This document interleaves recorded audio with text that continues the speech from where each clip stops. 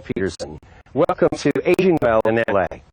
Today we are in Glendale, a perfectly ordinary house, as you can see behind me, to demonstrate how home modifications for the welfare of our seniors can be made at surprisingly modest costs and without detracting from a home's value. And later in the program, we'll visit a group of high school students who have produced a video of their impressions of growing old. Please stay tuned to Aging Well in LA.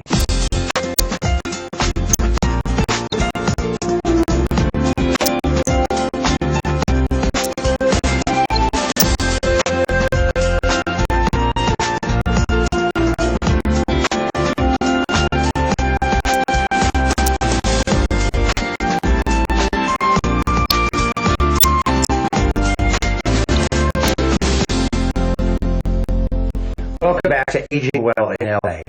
Our topic today is modifying your living environment to age at home comfortably and safely.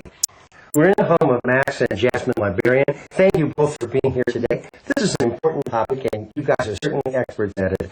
Max, can you tell me what kind of modifications can be made at home to make it safer for our seniors? Home modifications can range from anything smaller to large-scale modification. Small being removing clutter, rewiring some of the wires so that it doesn't get in the way. Short extension cord. Exactly. Just zip tie everything together. To the more sophisticated or large-scale modifications, such as adding ramps, concrete ramps, to modifying the bathroom in the house. So the entire point is to prevent falls from happening in the house. Jasmine, you were telling me that you guys actually attended the fall prevention clinic at USC run by Dr. Panos, who's been a guest here many times. That must have been an eye-opener for you. Oh, yes. We learned a lot about fall prevention and how home modifications can help with fall prevention. Fall prevention, adults fall, seniors fall, 1 out of 3 seniors fall every year. So that's a big problem. It's also an epidemic. So modifications are one of the things that can help with falls. Well, there's nothing like it actually happening to you. Now, your parents are now elderly, and you've undertaken some of these modifications yourself. Yes, actually, my grandparents, this is my parents' home, and they moved into this home, and that happened after my grandmother had fallen a couple of times. Right. She's now on a walker. She didn't get really badly injured, but they gave her a walker, and she wasn't able to stay in the home that she was in. So my parents moved her in here, both my grandparents. Right. And we did some modifications in this house. Well, it's a happy accident that you were familiar with the kind of clientele you'd be dealing with. And then next you actually have the company, foreveractivemed.com, lots of information on that website. So you kind of transitioned out of the medical equipment business into home modification. Right. It just kind of naturally progressed to that. We would sell the equipment but not realize that people actually needed somebody to install that or make sure that the house was accessible, for example, for a wheelchair or a power chair, if the doors were narrow or halls were narrow, if the kitchen was wide enough and all that kind of stuff. So it just kind of naturally progressed into this, and then I started doing this about a year ago. You know, it always amazes me. As a parent, you go around when your children are born and you make the home kid safe. But at the other end of life, you need to make a home senior safe. And sometimes it's just tacking down throw rugs or getting rid of them. They're hazards. They cause a lot of accidents. So if you can't really, there's a couple of throw rugs that you want to keep. Some people really like their throw rugs. Sure. Just fastening them onto the ground. But it's other things too. So many California homes have many levels, and it's one step down. And when you're in your 30s, you never even see it step down. But for an elderly person, that could be a true hazard. Right. When you're in your 30s, even if you fall, you don't make a big fuss about it. You just get up and rush off, right? But when you're a senior, sometimes you can't do that. You can't just rush off. Now, what about those people who know they need to make modifications, but they don't want their home to look like a hospital room? Things like grab bars and handrails. You can actually get decor items, right? Definitely. You can get some ornate-looking grab bars that will match your existing equipment that you have in your bathroom, for example. It seamlessly blends in, but it does what it's supposed to do. Instead of grabbing onto the towel rack, you grab onto the grab bar. Right. And we have some examples here in this one, which we will be showing shortly. So you can see these are not ugly chrome things that stand out. It can match your wood decor or the style of your home. And I think that was the reason we wanted this house to be shown, is because this is one of the homes that you walk in and you can't even tell anything's been done. And that's what the whole goal is, to make sure that your house is still your house and it's not hospital room. And modification does not mean that the whole construction or anything large needs to be done. Right. Well, it's the bathroom and the kitchen that pose the most risk. We know that. But did you actually sit down, Jasmine, and sort of make a list of these are the things we need to do? Oh, definitely. We look at actually the bathroom, the kitchen, and entryways is the majority of the modifications happen. So we go through room by room if that's what is needed, and we go through activity and see if the person cooks, and we want to modify some of the, make sure that they're within reach, the pot and pans, things like that. Well, that within reach business is amazing. I know many elderly begin to grow smaller in stature, and what was accessible, especially in the kitchen, all of a sudden you need a grabber to get hold of the bottom shelf.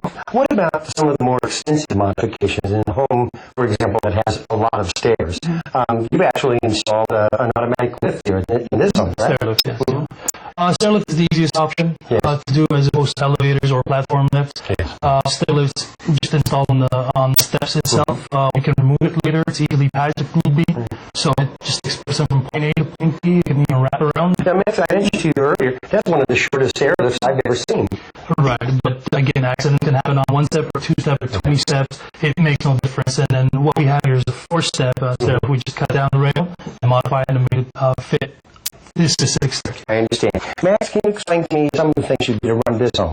Sure. Like we mentioned earlier, the major areas are the entrance, the kitchen, and the bathroom. So what we did is at the entrance of the house, as you can see here, we put a rail to help ramp up the steps he has to grab hold of. And as soon as he comes in, if you notice here, some of the throw rugs we've actually taken down, and we've modified the doorway right next to it. We widen it, and also this area here used to be a wall. We basically punched a hole through it and made it wide enough to pass through. And also, when we go to the kitchen, we see some of the doors here, they pull out, so it's easily accessible to everybody, not just grandma and grandpa, just to anybody. And in the bathroom, some of the modifications that you made? What we added in the bathroom were some grab bars to make sure they have something to hold on to get into and out of the tub. Or the toilet. Or the toilet, right. And then if you would like to do is remove the tub completely and just make it what's called a rolling shower. So they can seamlessly, there's nothing, there's no threshold to go over, basically. Well, let's talk a little bit about how you would go about having an assessment done. At foreveractivemed.com, you can actually schedule an appointment to have you come out to help people decide what project should come first, so what is the most dangerous part of the house? Oh, sure. Well, normally they'll either call us or email or on the website, they'll request the full home assessment. Sometimes that home assessment, if it's just a bathroom assessment, we can just do the bathroom. But we like to look at the entire house and give some suggestions. Sometimes the home assessments can take up to an hour. We really go through every room and look at different things that could be done to prevent falls ultimately. Well, what about the hidden hazards, the one you never think about? Have you had some experiences with, oh gosh, I thought you could navigate that step or that hallway, or you had to all of a sudden say, no, this we got to fix? Well, I guess when you mentioned earlier the house is having a step, what we normally like to add is some sort of rail or a ramp. We can never say, oh, you can navigate this. It's always good to be on the safe side. But you mentioned widening a doorway. Is that a huge amount of work? I mean, assuming the home is built right, you should be able to do that relatively quickly, right? Exactly, but that also creates obstacle if it's an older house, if we don't have room. If, for example, there's electrical socket next to it, we can't remove and all that kind of stuff. We have to kind of compromise with that. Yeah. I understand, but I think it's important for people to understand that making your home senior safe is not a detriment. It may, in fact, be a sales lure for a particular couple. Oh, with the age population growing, there's more seniors moving into different homes, and seniors do have the option if they go into a home, they look at a home, and if it's accessible, it's easier for them to not have to do. Absolutely. Now, the technology, it can be intimidating sometimes when you have a new gadget in the home. But it seems to me the stair lift is relatively simple. Very simple. So many different controls that you can use. It has controls on either side of the armrest. There's also a remote control that can call it up or send it down. So, right after we install, we were very thorough explaining how everything works. Yes. Before we leave, I make sure that the person that we installed it for knows the ins and outs of it. If there's any question, they can always give us a call. Well, that's really important. We're having your contact numbers are on the screen now, and foreveractivemed.com is the website. Because this is something that can sneak up on you. I know in my family, all of a sudden watching 5 elderly ladies become at risk in their own homes, it was kind of frightening for me. I think what we're trying to get at is don't wait until something does happen. This should be done before something happens, before there's a fall, before there's an accident. Because once there's an accident, it might just be something that's really, going to put you in a hospital. Right. And briefly, when you consider the cost of the medical attention that could flow out of a fall, these are modest expenditures, right? Right, exactly. I mean, just a stay in the hospital can cost you up to about $20,000. Easy. Well, the average fall Yeah, costs average about fall $20,000. There you go. Yeah, in so- hospital expenses, and then the home modification is a fraction of that. Right, and you say it all the time, an ounce of prevention is worth a pound of cure. Is this something that you can do in stages, kind of step by step, Kevin? Oh, that's definitely what we've been doing with this house. We have not installed a ramp, but you can see with side rail. A handrail. Mhm. Yes, once if if grandma or grandma's in a wheelchair later on, then we can move on to the ramp. Outstanding. I want to thank you both for being our guests today. It's very informative, and I thank you for staying tuned to this important topic, modifying your living environment to age at home safely and comfortably. We're here to scientifically prove the end result of riding a bicycle against traffic. The average car weighs 6,000 pounds. The average bicycle rider weighs 170 pounds. Give or take a few. A typical car traveling 35 miles per hour has 220 times the momentum or energy. A bike rider traveling 10 miles per hour. And if you climb, bug splatter. Avoid being bug splatter. Ride right, stop at the light, watch the road. Hey, buddy! Don't you know you should never leave a cooking pan unattended? And the working smoke detector can warn you of a fire. Like the one behind me. My hero! Next time, listen to the ball. Have a smoke detector or fire extinguisher to work. How'd you know? The ball calls.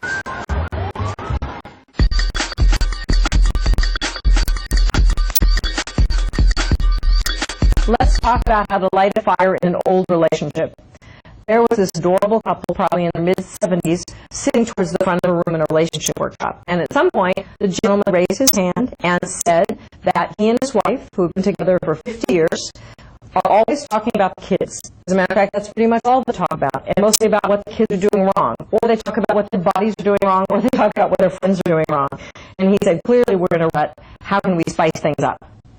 The good news, of course, is that this couple are talking, and they talk a lot. The good news is that they're sitting in a relationship workshop in their 70s trying to learn what to do to keep things fresh and loving. The bad news is that they have created the context of their relationship in a bit of complaints. They're not talking about what's important to talk about at this stage of their life, and that which wants to be heard at this stage of their life is not being heard. So I gave them a little exercise, and I wanted to share this with you. It's easy, it's free, and it creates immediate intimacy. So here's the homework. First of all, you have to set aside about an hour, let's say once a week, where it's quiet and you can connect with one another. You have a cup of tea, a cup of coffee, a glass of wine, and you're going to answer two questions. One person goes first, then while their partner listens, and then they switch, then they go on to the second question. So one of the other rules here is that when you're listening, you're not allowed to interject with your point of view, and you're not supposed to solve any problems. This is a problem-solving free zone. This is about sharing what's going on and having it heard and received. So here are the two questions. The first one is, what made you feel vulnerable, sad, or scared this week? And I'll repeat that. What made you feel vulnerable or sad or scared this week? So the first person starts and they talk about whatever comes to their mind about what happened that week.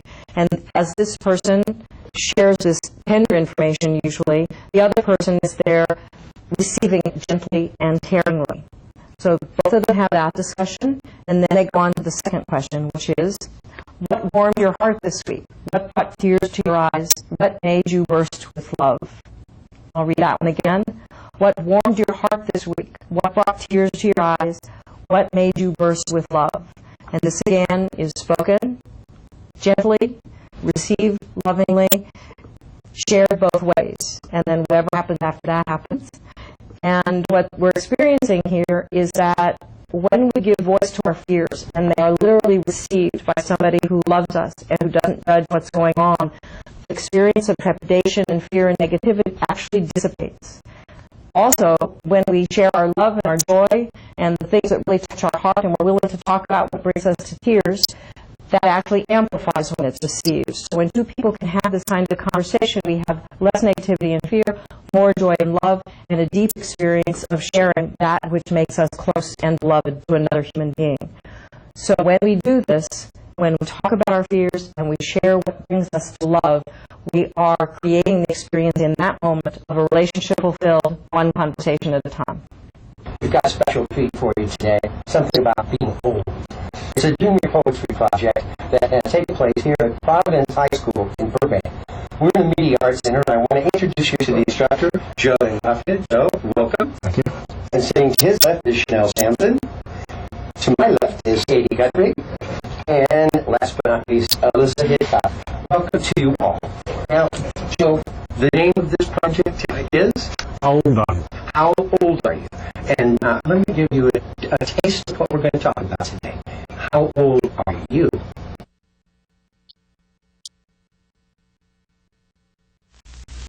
Age is quality of mind.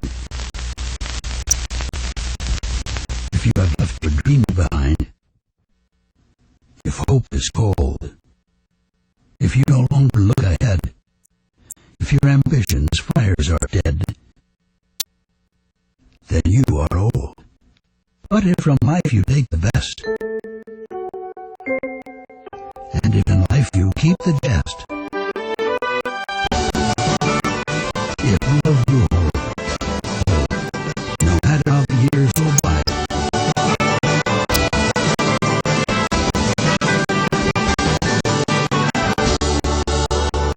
No matter how birthdays fly, you are not old.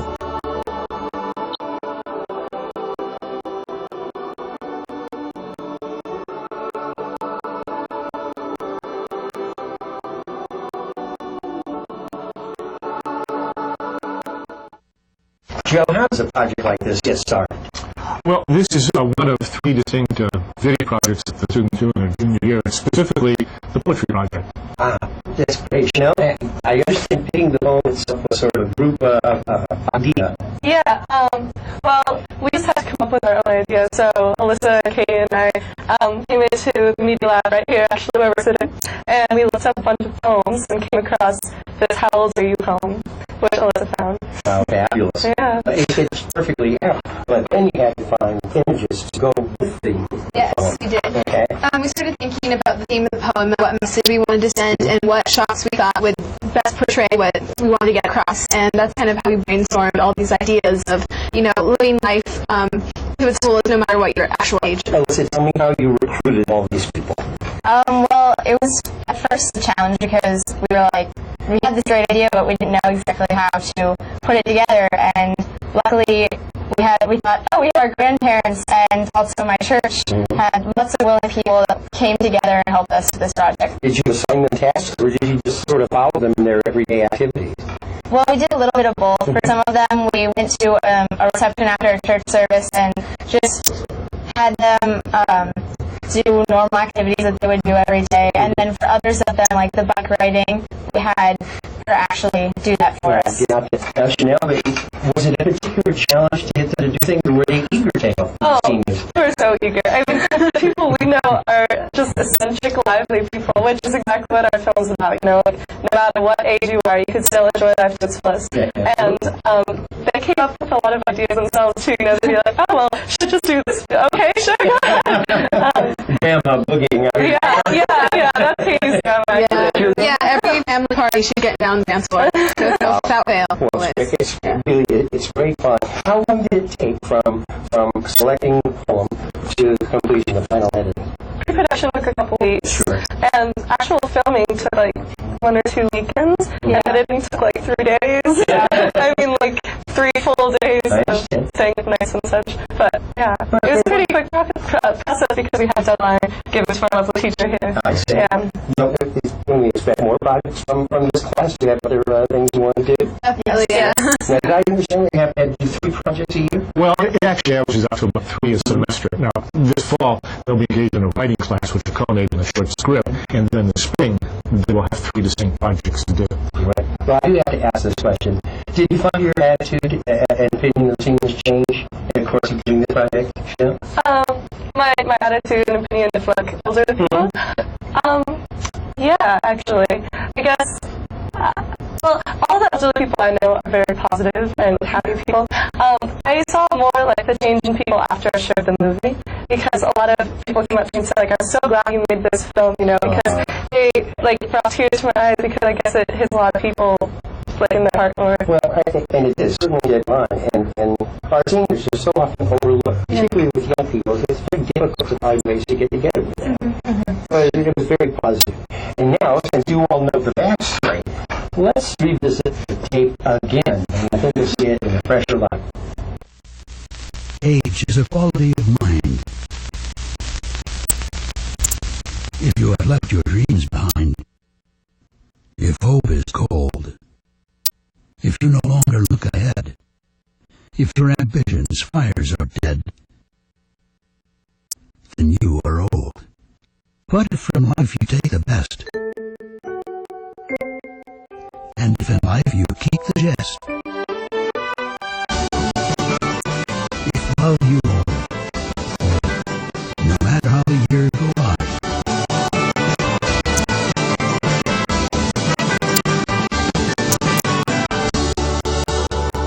no matter how the birthdays fly, you are not old. It's still fun the second time around. And you get an appreciation of the work that goes into this. It wasn't just a couple of little quick cuts and people sitting down like this format. You had to go out and seek out these shots. Yeah. Did you have to do the whole production, like scheduling and making sure you was, okay, I've got a half hour over here and an hour over here? Yeah. Staying organized is definitely key to getting a production like this done, so we did, yeah. Well, what about crew help? Did you just get your buds and say, hey, come on, carry lights? I mean, it was basically just us. And then one more person in our group that isn't here today. And my mother helped us, especially with the bike scene, because none of us could drive. So, she was I didn't mean to laugh at that. our driver. She was our driver for that one scene to get the shot that we needed. Well, it was a wonderful shot, memorable. And you know, did you have to hump equipment and then all of a sudden, you know, I want you to do? I mean, who was the director? Well, I'm the director, and, well, we all really, like, brainstormed these shots, and we didn't know exactly what the shots were going to be when we got there. It was basically like, okay, this looks interesting, let's try this one. And for the back shot, we actually said, okay, let's just get in the back of this car and, like, hang out the back of the car and shoot our friends on a bike, you know, which came out perfectly. A lot of the shots were, you know, laying on the ground and doing different things. Also, the lighting, lovely lighting. I mean, it was well. I mean, the technology, you know, helped you, but you can see you have to be careful. You don't want to have microphones in the shot and all the rest. Now, was that a real birthday, by the way? Blowing out the candle? Oh, yeah, Really? Whose birthday? It's like my friend's uncle, and my family was going over there to celebrate, and I thought, okay, this would be perfect because, you know, you need one last shot to go back to the black to blow out the candles. Sure. And we were thinking about a birthday before, but we hadn't gotten it together, and this was just perfect. So just film that little clip. Well, it's good to have the structure of a film because you're filming to a point. You know, the question everybody's asking out there is, did they get a good grade on this project? They did indeed. They not surprisingly, they all got A's on. All got A's, huh? So what's Chanel? Are you looking forward to a career in production or in the industry? Yeah, actually, I love directing and cinematography and story ideas, but I'm a really creative person, so I want to do a lot of things. Like, I'd love to go into the music business also, but definitely. Okay, you? I think it's something I'll always do on the side, but my dream really is to go into acting. That's my passion. I see. And Alyssa? Definitely, I would love to carry this the rest of my life. I'd rather have an emphasis on advertising and acting, though, as well as like with JD. Well, let me tell you this. You've got a strong start. Very good. And we really enjoyed this. Thank you.